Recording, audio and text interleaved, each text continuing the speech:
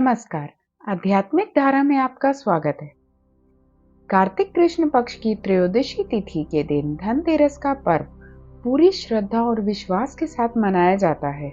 धनवंतरी के अलावा इस दिन देवी लक्ष्मी और धन के देवता कुबेर की भी पूजा करने की मान्यता है। इस दिन को मनाने के पीछे धनवंतरी के जन्म लेने की कथा के अलावा इसके बारे में एक दूसरी कहानी भी प्रचलित है।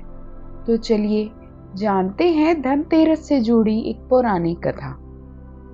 वीडियो पसंद आए तो वीडियो को लाइक करें, शेयर करें और चैनल को सब्सक्राइब करें। एक समय भगवान विष्णु मृत्युलोक में विचरण करने के लिए आ रहे थे। तब लक्ष्मी जी ने भी उनसे साथ चलने का आग्रह किया।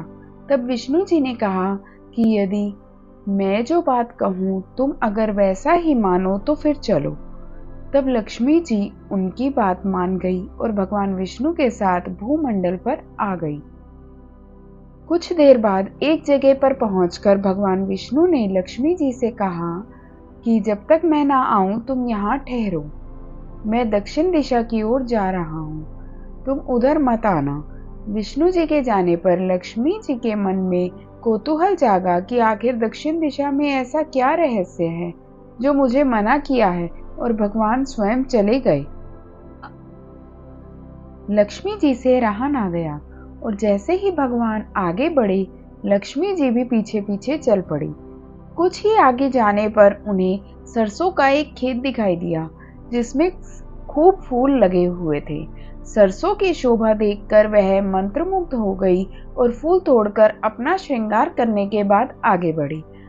आगे जाने पर एक गन्ने के खेत से लक्ष्मी जी गन्ने तोड़कर रस चूसने लगी।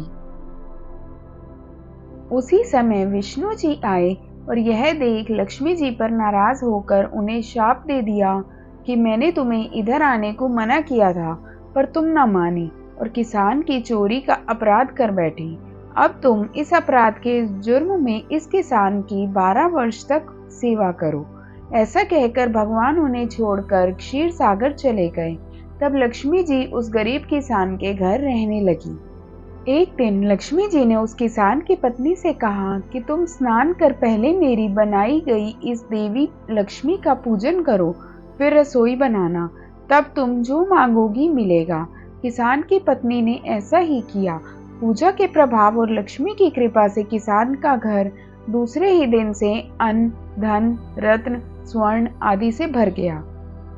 लक्ष्मी ने किसान को धन धान्य से पूर्ण कर दिया। किसान के 12 वर्ष बड़े आनंद से कट गए।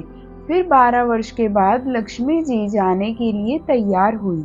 विष्णु जी लक्ष्मी जी को लेने आए तो किसान ने उन्हें भेजने से इनकार कर दिया। तब भगवान ने किसान से कहा कि इन्हें कौन जाने देता है, यह तो चंचला है, कहीं नहीं ठहरती। इनको बड़े बड़े नहीं रोक सके। इनको मेरा शाप था, इसलिए 12 वर्ष से तुम्हारी सेवा कर रही थी।